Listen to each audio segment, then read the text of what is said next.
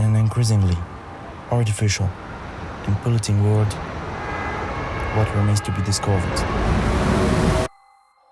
Well,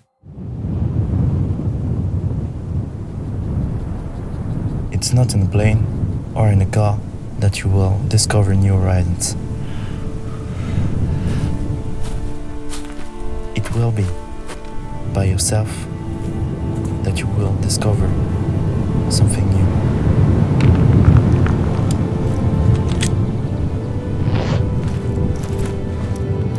Something unique to see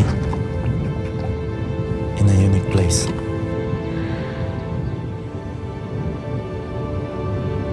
So before traveling to another country, learn to travel first.